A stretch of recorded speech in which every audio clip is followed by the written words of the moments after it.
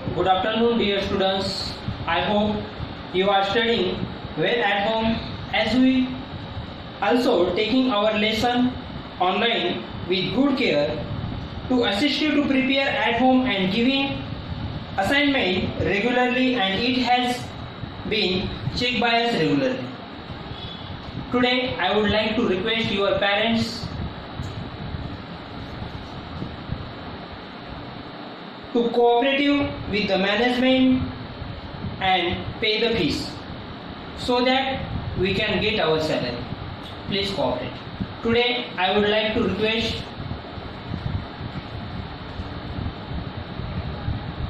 today we are going to learn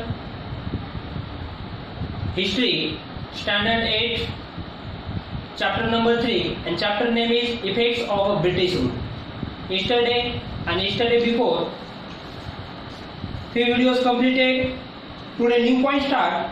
Today's point name is decline of a traditional industry in the India. Page number 33. Open your page number 33. यहाँ पर देखो, इसका half part हुआ था इस point में का, तो ये हम पॉइंट फिर से रिवाइज करेंगे. Decline of a traditional industries in India, ये वाला पॉइंट हाफ हुआ था, तो ये पॉइंट फिर से हम रिवाइज करेंगे. Do you understand? Open your text book. First of all today's date and standard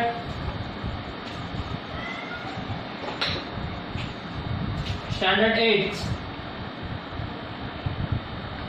Today's date 26 October 2020.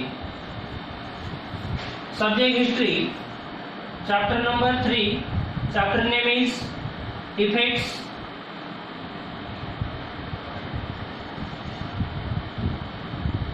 of British rule.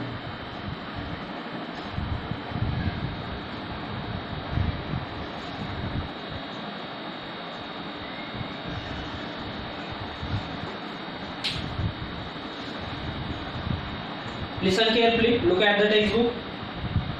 Decline of a traditional industry in India.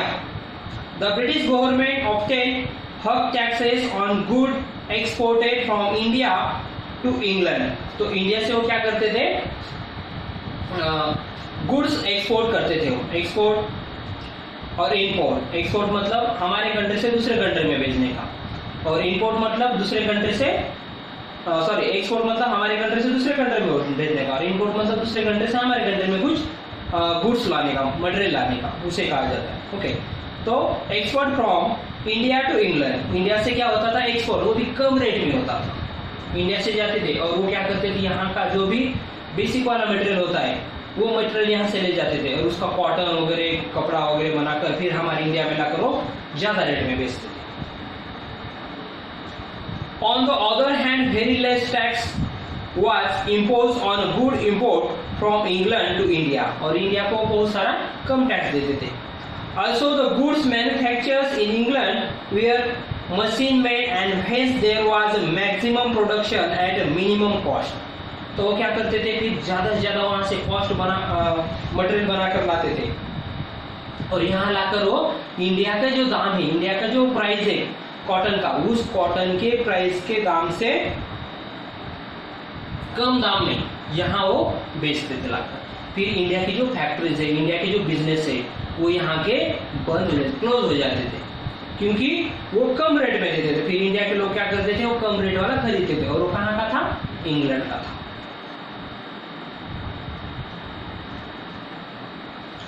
Maximum production at minimum cost to compete with the cheap products was difficult for the Indian artisans.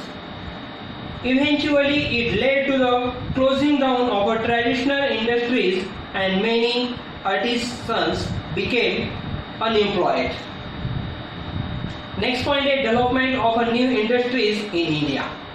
अब देखो India में कैसे industry development है उसके बारे में हम पढ़ते हैं.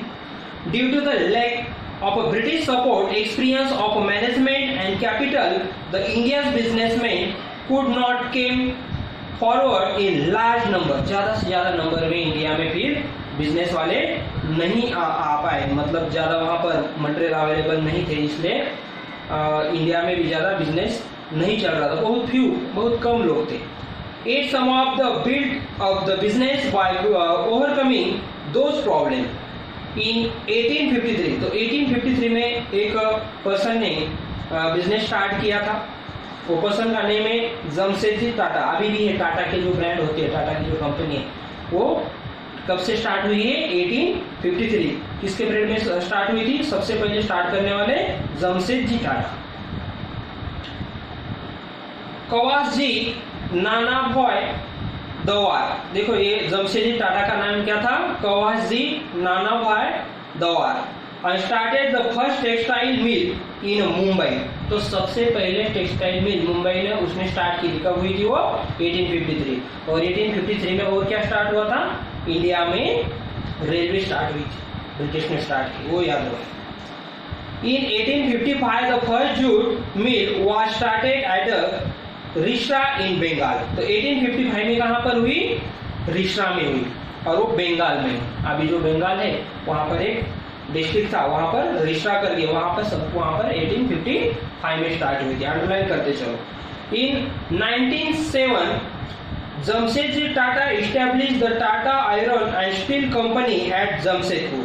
तो जमशेदपुर में 1907 में, ये याद रखो, 1907 में क्या स्टार्ट हुआ था? जमशेदजी टाटा, ये कंपनी स्टार्ट हुई जमशेदपुर।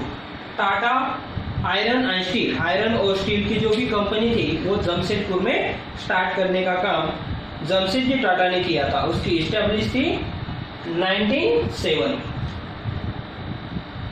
इन India coals metals sugar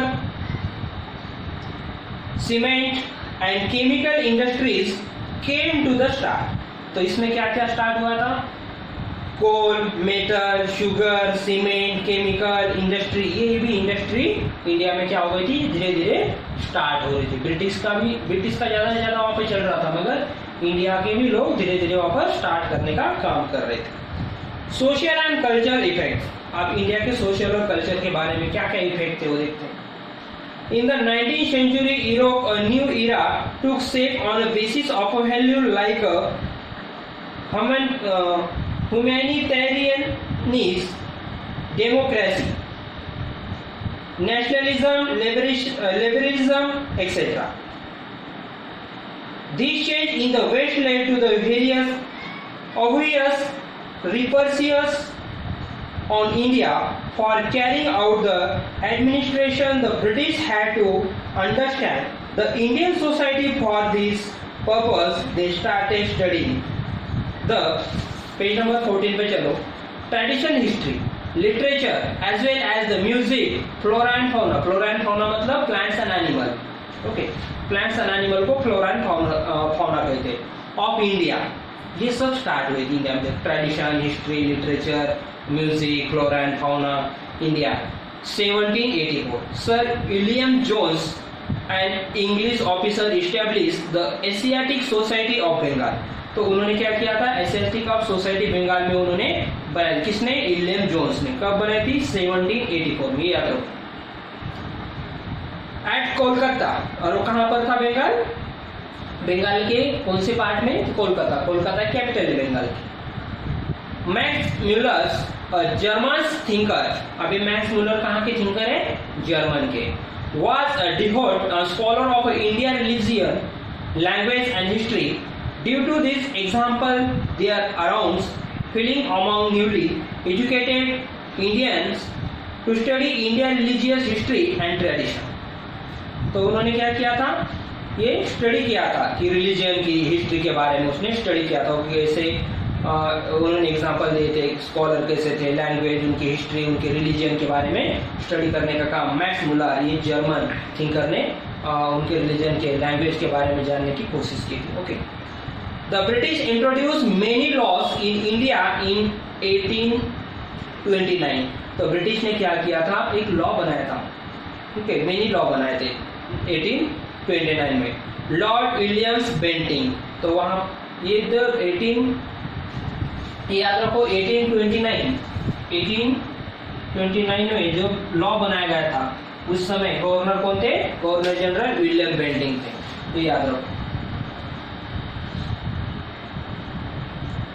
pass by the Sati prohibition act. तो उन्होंने क्या किया था 1829 में सती प्रोहिबिशन मतलब हम इसे कहते हैं सती। जो भी सती होती है मतलब जो भी फीमेल होती है, मतलब जब उसके हस्बैंड एक्सपायर हो जाते हैं, हस्बैंड उसके एक्सपायर होने के बाद फिर वो क्या करते थे, जब वो जिंदा भी रहती थी और वो जिंदा को भी उसके ऊपर जला देते थे या उसके ऊपर उसकी भी लाश दफन कर देते थे। ओके, ये याद रखो। तो उसे कहते हैं सती प्रोहिबिशन एक्ट। तो सती प्रोहिबिशन एक्ट उन्होंने बनाया था कि अगर कोई इंसान मर गया और उसकी बीवी जिंदा है तो उसकी बीवी को उसके साथ वो क्या करते थे, उसके साथ दफना देते थे या उसको जला देते थे। ओके, ऐसा करने का काम क्या करते थे, ये पहले हमारे पीरियड में चलते थे यहाँ पे इंडिया के लोग। तो उसमें वो उसको चेंज करने का काम किसने किया था, लॉर्ड विलियम बेंटिंग। ये काम उसने अच्छा किया था। मगर इसके पीछे किसका ज्यादा करके इसको सपोर्ट किसका था, इंडियन लोगों का था, राजा राम मोहन राय का इसको सपोर्ट था। राजा राम मोहन राय एक क्या थे, सोशल वर्कर थे।